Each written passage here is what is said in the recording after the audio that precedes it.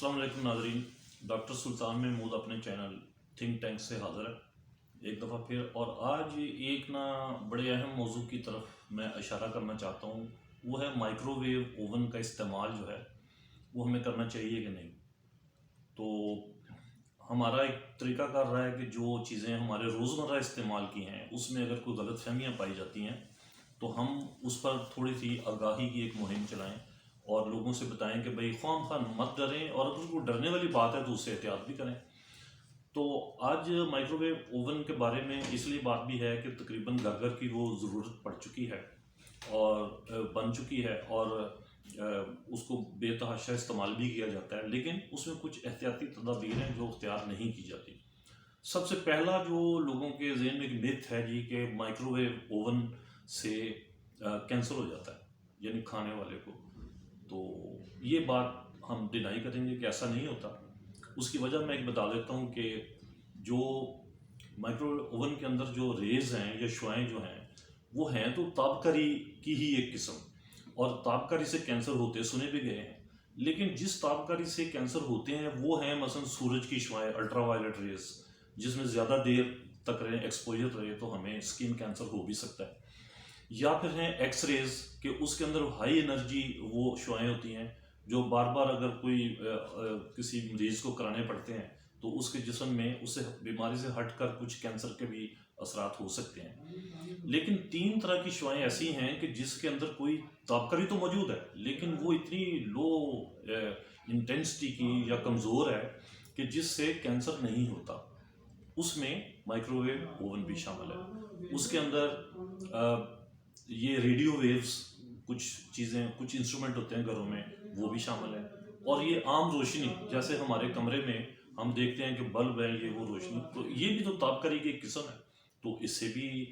हमें कैंसर होने का ख़तरा नहीं होता। अब एक तीसरी चौथी चीज़ ऐड हो गई हुई है हमारे घरों में, वो है वाईफाई रेस। और वाईफाई जो है वो क्या हमारे ऊपर बुरे असरात करती है कि नहीं, इसको हम किसी और मौके पर रख छोड़ते हैं। तो आज सिर्फ ना ओवन के बारे में बात करते हैं। पहली बात ये है कि जब हम अपनी ग़िज़ा को गर्म करने लगते हैं उसमें, तो हमारी ग़िज़ा गर्म कैसे होती है। थोड़ा सा ये टेक्निकल बात है कि वो हमारी ग़िज़ा में जो पानी मौजूद होता है उसके वो जो है ना, उनके मॉलिक्यूल्स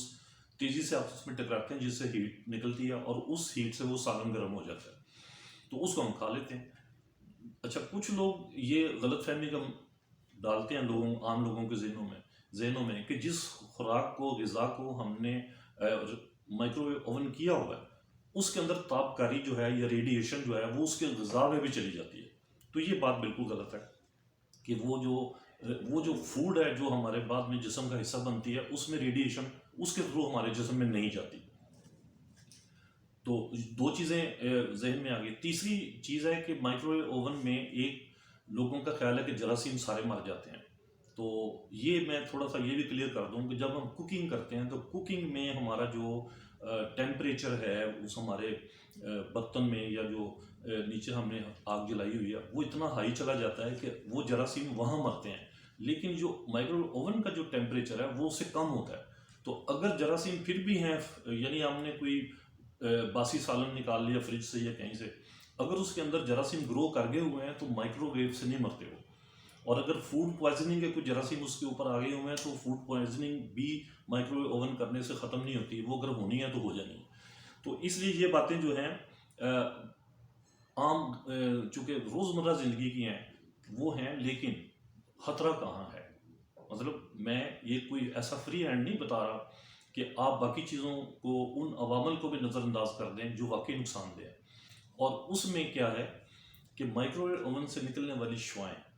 जितनी ज़बरदस्त, बेशक वो मशीन बनी हुई है, बेशक उसके दरवाजे जो हैं वो काफ़ी इम्यून हैं कि उससे शुआएँ बाहर ना निकलें, और उसके अंदर ऐसी प्लेटें लगी हुई हैं कि जो शुआओं को सामने खड़े शख्स के जिस्म तक ना पहुंचने दें। तो इसमें ये है कि माइक्रोवेव ओवन से जो शुआएँ बाहर निकलती हैं फिर भी निकलती हैं, मतलब उसमें इतनी शील्ड नहीं है कि वो इंसानी जिस्म तक ना पहुंच सकें, लेकिन इंसानी जिस्म को नुकसान नहीं पहुंचाती। 2-3 चीज़ अज़ा हमारे ऐसे हैं कि जिसको नुकसान पहुंच सकता है। मसलन जो नरम हमारे जिस्म के हिस्से, आंखें मसलन सेंसिटिव हैं। तो दूसरा ये जो ہمارے جنسی اعضاء ہوتے ہیں، جیسے مردوں میں جیسے ٹیسٹیکل ہیں یا خواتین کے جیسے بریسٹ ہیں، تو یہ جو ہے اگر اس کے ساتھ ایکسپوجر ہو جاتا ہے اور وہ لانگر تھوڑا سا لمبا ایکسپوجر ہوتا ہے، تو یہاں کینسریشن یا اس طرح کی کوئی علامات آ سکتی ہیں، یا اس کی وجہ سے کینسر نہ بھی ہو لیکن چانسز بڑھ جاتے ہیں کینسر کے۔ تو ہمیں پھر کرنا کیا ہے؟ کرنا یہ ہے کہ جیسے خواتین یا کوک آپ نے دیکھے ہوں گے یا شیف، کہ وہ ایک خاص طرح کا ایپرن آگے پہنتے ہیں، تو اگر ہم اس طرح کی کوئی شیلڈ جو کہ موسٹلی کاٹن کی ہو یا وہ چمڑے کی ہو، تو وہ جو ہے ہمیں وہ جو تھوڑا بہت خطرہ ہے اس سے بچا سکتے ہیں۔ تو جو اوون سے اب ہٹ کر ہم اور جگہ نہیں جا سکتے، ورنہ تو میں بتاؤں کہ یہ مردوں کو کیسے نقصان پہنچاتی ہے۔ تو یہ دو تین چیزوں، اچھا ایک اور بہت بڑی غلطی کرتے ہیں، وہ یہ کرتے ہیں کہ جو پلاسٹک کے اندر فوڈ لپٹی ہوئی آئی ہے، چاہے وہ فاسٹ فوڈ ہے، اگر وہ ٹھنڈی ہو گئی اور آپ نے رکھ دی اور وہ پلاسٹک کور یا اس کی ریپنگ جو ہے اس کے سمیت ہی آپ نے گرم کر دی، یا اگر آپ نے ایسا نہیں کیا تو پلاسٹک کی پلیٹ لے کر اس میں فوڈ کو ڈالا، غذا کو، اور اس کو آپ کو گرم کر لیا، تو وہ پلاسٹک جو ہے جب گرم ہوتا ہے مائکرو اوون میں